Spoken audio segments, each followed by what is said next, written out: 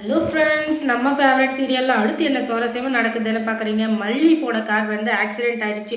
அது எதனால் அப்படின்னு சொல்லிட்டு தானே பார்க்குறீங்க. வீட்டிலேருந்து கிளம்புறப்பே அபசகுணம் மாதிரி அந்த ராஜேஸ்வரி ரஞ்சிதாவும் முன்னாடி வந்து நின்றுட்டாளுங்க.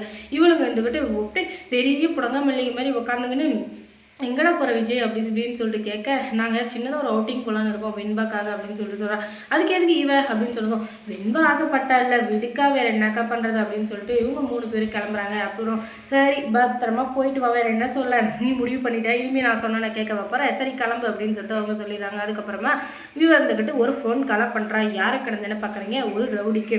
நீ என்ன பண்ணுவே ஏது பண்ணுவே தெரியாது, என் தம்பிக்கு என்ன ஆனாலும் பரவாயில்ல, எனக்கு அதை பற்றி கவலை இல்லை, ஆனால் அந்த மல்லி உயிரோடு இருக்கவே கூடாது, அதுக்காக நீ என்ன வேணால் பண்ணலாம், எது வேணாலும் பண்ணு அப்படின்னு சொல்லிட்டு அவங்க போகிற நேரமாக பார்த்து கரெக்டாக அந்த மல்லி இருக்கிற சைடை பார்த்து லாரியை வச்சு ஒரே அடி சபத்துக்குன்னு அடிச்சிடு.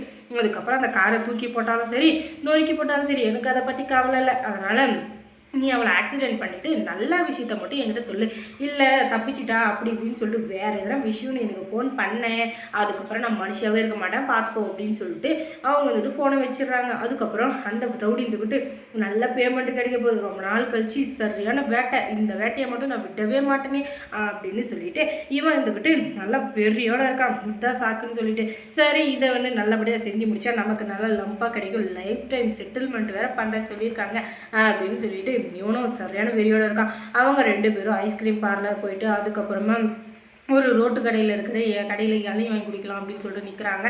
அதுக்கப்புறமா அந்த லாரிக்காரன் பார்த்துடுறான். ஓஹோ இவங்க தான், நான் இந்த ஃபோட்டோ இருக்காது, கொஞ்சம் வெயிட் பண்ணுங்க நான் வந்துக்கிட்டே இருக்கேன் அப்படின்னு சொல்லிட்டு அவங்க 3 பேரையும் ஃபாலோ பண்ணிகிட்டே போகிறாங்க. அவங்க 3 பேரும் அதுக்கப்புறம் சரி சாப்பிட்டு வீட்டுக்கு கிளம்பலாம், எல்லாம் பீச்சுக்கு போகலாம் அப்படின்னு சொல்லிட்டு வெண்பா கூட சொல்ல சரிங்க அப்படின்னு சொல்லிட்டு அவங்க 3 பேரும் காரில் கிளம்புறாங்க. அந்த நேரம் பார்த்து வேகமாக ஒரு லாரி சொல்றன்னு வருது.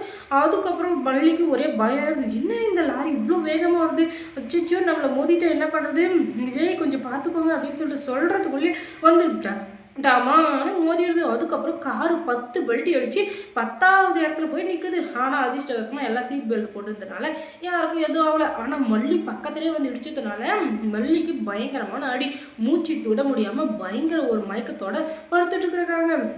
அதுக்கப்புறம் மல்லியை வந்து மல்லி என்னாச்சுன்னு சொல்லிட்டு கதறி அழுதுன்னு இருக்கிற நம்ம விஜய் இருந்துக்கிட்டு அதுக்கப்புறம் ஆம்புலன்ஸ்க்கு போன பண்ணி மல்லி ஹாஸ்பிட்டலுக்கு தைரியமாக கூட்டிகிட்டு போயிடுறாங்க. கொஞ்சம் வேறவா அதுக்கப்புறம் டாக்டர்ஸ் கிட்ட போய் தயவு செஞ்சு எப்படியாச்சும் என் மல்லியை காப்பாற்றுங்க, மல்லிக்கு ஏதாச்சும் ஒன்றா நான் சத்தியமாக உயிரோடவே இருக்க மாட்டேன், மல்லி எப்படியாச்சும் காப்பாற்றுங்க, எவ்வளோ பணம் வேணாலும் பரவாயில்ல, நான் தயவு செஞ்சு காப்பாற்றுங்க அப்படின்னு சொல்லிட்டு அவருக்கு என்ன பேசன்னு தெரியும். எனக்கு இப்போ எப்படி வாய் குளருதோ அதே மாதிரி அவருக்கும் குளறி பேசிங்கிறாரு. என்ன பேசுறதுனே தெரியல, வேறு என்ன பண்ணுறது, அதனால தான் அதுக்கு அப்படி சொல்லிட்டு இருக்கவர் காலையிலே விழுந்துடுறேன் அப்படின்னு கூட சொல்கிறாரு.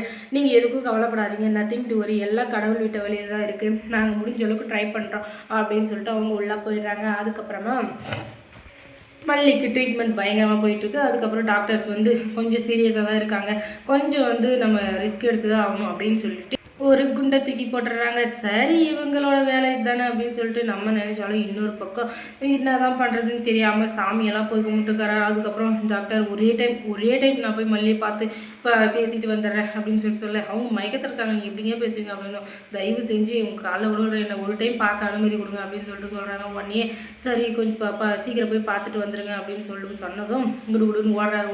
உள்ளே போய் பார்த்தா அப்படியே கொண்டு உயிருமா குளவுயிருமா இருக்காங்க நம்மளுடைய மல்லி. அதனால் அவருக்கு மனசே கேட்கல, என்ன இப்படி ஆயிடுச்சு அப்படின்னு சொல்லிட்டு பயங்கரமான ஒரு பதட்டத்தில் இருக்கார். இப்படியெல்லாம் ஆகவே கூடாது அப்படின்னு சொல்லிட்டு என்னதான் இருந்தாலும் மல்லி மேலே விஜய்க்கு ஒரு தனி பாசம் தான். யார் என்ன சொன்னாலும் யார் என்ன பண்ணாலும் மல்லியை வந்து விட்டு கொடுக்கவே கூடாதுன்னு இருக்காரு. ஆனால் ஒரு சில நேரத்தில் ஒரு சில சந்தர்ப்பத்தில் யாரோ ஒரு சில சுயநலவாதிகள் சொல்கிற வார்த்தையை வச்சுக்கிட்டு அவளை நல்லா கரிச்சு கொட்டுறாரு. இப்படியெல்லாம் இருக்கக்கூடாது அப்படின்னு சொல்லிட்டு அவருக்கும் தெரியுது. ஆனால் என்ன பண்ணுறது, அவருடைய சூழ்நிலை அப்படி, அவர் வளர்ந்த விதம், அவரோட பேசின விதம் எல்லாம் அப்படி இருந்துச்சு எனக்கு தெரியல, அதனால தான் அப்படி இருக்காரு. அதுக்கப்புறம் மல்லி சீரியலில் என்ன சுவாரஸ்யமாக நடந்திருக்கும் நீங்கள் தெரிஞ்சுக்கணுன்னா நம்ம சேனலை சப்ஸ்கிரைப் பண்ணுங்கள், அதோட பக்கத்தில் இருக்க அந்த பெல் ஐக்கானையும் கொஞ்சம் கிளிக் பண்ணி விடுங்க. தொடர்ந்து இந்த சேனலுக்கு சப்போர்ட் கொடுங்க. தேங்க்ஸ் ஃபார் வாட்சிங்.